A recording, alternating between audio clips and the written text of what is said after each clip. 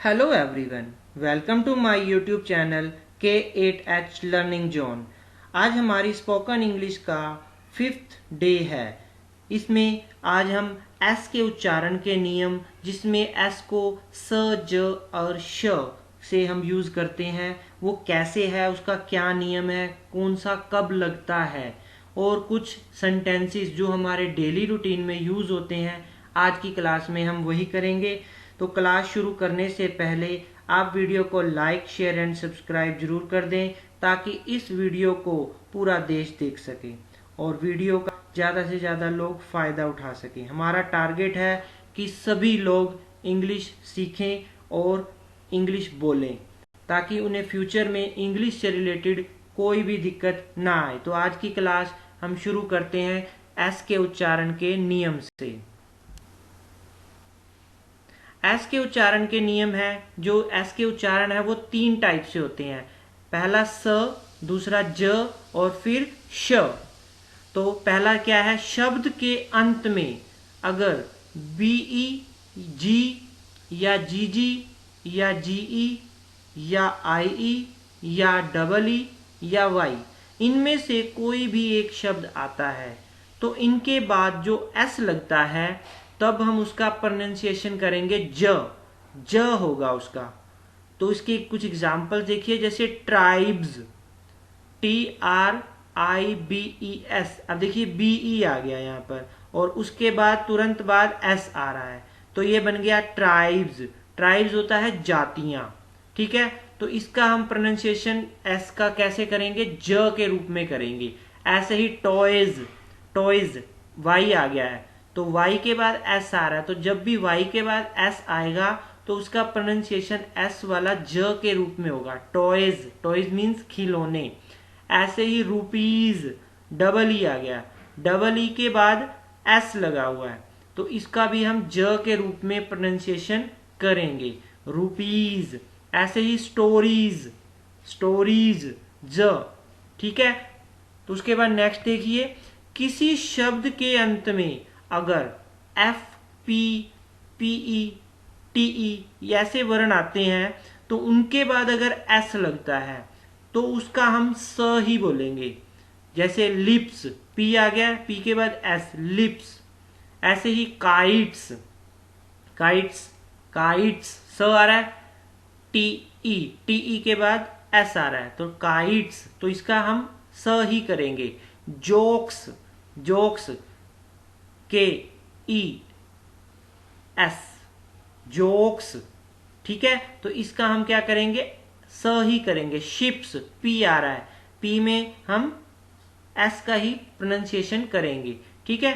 तो नेक्स्ट देखिए, जो इसका थर्ड है, जो इसका थर्ड नियम है, शब्द में S या डबल S के बाद IA या ION हो तो हम उसे श की ध्वनि देते हैं, ठीक है। जैसे एशिया, तो S के बाद IA आ रहा है तो एशिया, ठीक है। तो यहां पर इसको हम श बुलाएंगे, एशिया। ऐसे ही पेंशन, S के बाद देखिए पेंशन में ION आ रहा है तो इसलिए हमने इसको शन बना दिया, पेंशन। ऐसे ही रशिया, डबल S के बाद IA आ रहा है, ठीक है। डबल S के बाद IA आ रहा है तो इसको हम श का रूप देंगे। ऐसे सेशन, सेशन डबल S आ रहा है, डबल S के बाद ION आ रहा है तो इसको हम क्या कहेंगे, श कहेंगे, ठीक है। तो नेक्स्ट देखते हैं आगे क्या है। प्रश्नवाचक वाक्य रचना, इसके अंदर हम कुछ सेंटेंसेस करेंगे। देखिए क्या है वो, जैसे क्या हुआ, हम जनरली बोल देते हैं कि क्या हुआ है, कोई बात हो जाती है तो हम यही कहते हैं कि क्या हुआ, यही बोलते हैं ना। तो इसको हम इंग्लिश में कैसे बोलेंगे, व्हाट हैपेंड, व्हाट हैपेंड। तो नेक्स्ट सेंटेंस देखिए, क्या आपने मुझे बुलाया था। अब कोई हमें बुलाता है तो हम उसको यही कहते हैं कि हमें लगता है कि उसने बुलाया है तो हम उसको कहते हैं क्या आपने मुझे बुलाया था। तो उसको इंग्लिश में हम कैसे कहेंगे, had you asked for me, had you asked for me, क्या आपने मुझे बुलाया था, ठीक है। तो नेक्स्ट देखिए, मैं भी चलूं आपके साथ, कहीं पर हम हमारे पेरेंट्स जा रहे हैं या भाई जा रहा है या कोई भी जा रहा है तो हम उसे यही कहते हैं कि मैं भी चलूं, तो उसको इंग्लिश में हम कैसे कहेंगे? May I accompany you, may I accompany you. उसके बाद नेक्स्ट है कौन है। हमारे घर में कोई आता है और हम अंदर कमरे में हैं या कहीं पे कोई ऐसा अननोन आ जाता है तो हम कहते हैं कौन है ये, तो हम उसको इंग्लिश में कैसे कहेंगे? Who is it, who is it. ठीक है, तो नेक्स्ट देखिए, तुम क्या कहना चाहते हो, तुम क्या कहना चाहते हो, तो इसको हम इंग्लिश में कैसे कहेंगे? What do you want to say, what do you want to say. अब वो कहेगा कुछ नहीं, कुछ नहीं कहना मैंने, तो इसको हम इंग्लिश में कैसे कहेंगे? Nothing, nothing. अब वो कोई पूछता है आपसे तुमने आगरा में क्या देखा है, आगरा की जगह कोई और भी चीज कह सकते हैं वो, तुमने आगरा में क्या देखा है, तो इसको इंग्लिश में हम कैसे कहेंगे? What you have seen in Agra. अब कोई कहेगा कि दिल्ली में कैसे देखा है, तो what have you seen in Delhi, या कैथल में या करनाल में या बॉम्बे में, कहीं पर भी कुछ भी कह सकते हैं, तो what have you seen in Agra. तो इसका जो आंसर आएगा, मैंने आगरा में ताजमहल देखा। अब किसी ने आगरा में ताजमहल देखा है तो वो उसको इंग्लिश में कैसे कहेगा? I have seen the Taj Mahal, I have seen the Taj Mahal. ठीक है, तो नेक्स्ट देखिए आगे क्या आता है। तुम्हें मालूम है, हम किसी को कहते हैं अभी कुछ चीज पूछनी है, तुम्हें इस बात का पता है, तुम्हें इस बात का पता है या मालूम है, तो इसको हम इंग्लिश में कहेंगे डू यू नो, क्या तुम जानते हो, तुम्हें मालूम है। नेक्स्ट देखिए, तुम जाओगे नहीं। अब हम किसी अपने फ्रेंड से या कोई रिश्तेदार में कहते हैं कि तुम जाओगे नहीं, वहां पे जाना है तो तुम जाओगे नहीं, तो उसको इंग्लिश में कैसे कहेंगे? Want you go, want you go. ठीक है, नेक्स्ट देखिए, मैं आपकी क्या सेवा करूं। अब कोई हमारे घर पे या शॉप पे आता है तो हम कहते हैं ना, मैं आपकी क्या सेवा करूं, बोलो, तो उसको हम इंग्लिश में कहेंगे what can I do for you, what can I do for you. Next देखिए, क्या झगड़ा है, क्या झगड़ा है, तो क्या झगड़ा है को हम इंग्लिश में कैसे कहेंगे? What's the quarrel about, what's the quarrel about.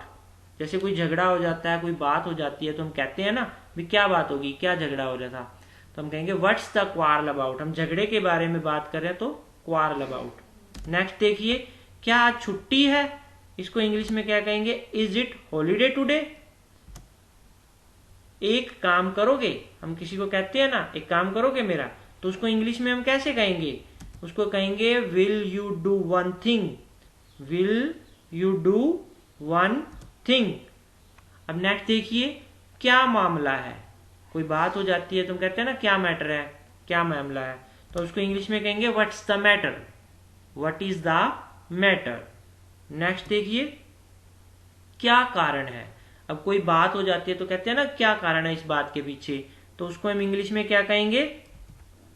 What's the reason, what's the reason. Next देखिए,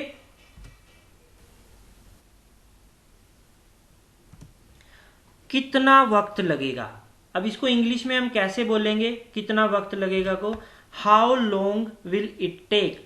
अब कोई हमसे पूछता है, अभी हम कोई काम कर रहे हैं या काम हमने किसी को दिया है तो हम उससे पूछते हैं अभी कितना वक्त लगेगा इस काम को करने में, तो हम उसको इंग्लिश में कहेंगे how long will it take, how long will it take. Next देखिए, तुमने पढ़ना क्यों छोड़ दिया, तुमने पढ़ना क्यों छोड़ दिया।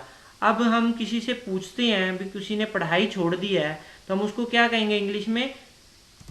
Why you have dropped your studies. Drop, drop का मतलब छोड़ना, किसी भी चीज को हम जब छोड़ देते हैं तो हम उसे ड्रॉप्ड कहते हैं। तो why you have dropped your study, तुमने पढ़ना क्यों छोड़ दिया। अब नेक्स्ट देखिए, यह सज्जन कौन है, यह सज्जन कौन है। अब कोई व्यक्ति आता है, हम उसे जानते नहीं है तो हम उसे कहते हैं ना भी यह कौन है, तो उसको हम इंग्लिश में कहेंगे हु इज दिस जेंटलमैन या who is this gentleman. Next देखिए, क्या खबर है, हम किसी से पूछते हैं ना, क्या खबर आई है आज की, क्या खबर है, तो उसको हम इंग्लिश में कैसे कहेंगे, व्हाट्स द न्यूज, या व्हाट्सअप भी कर देते हैं आजकल, व्हाट्सअप। नेक्स्ट देखिए, आप कब सोते हो, आप कब सोते हो, इसको इंग्लिश में कैसे कहेंगे, when do you go to bed, आप बिस्तर पर कब जाते हो, बिस्तर पर हम किस लिए जाएंगे, सोने जाएंगे, इसका मतलब आप कब सोते हो, when do you go to bed.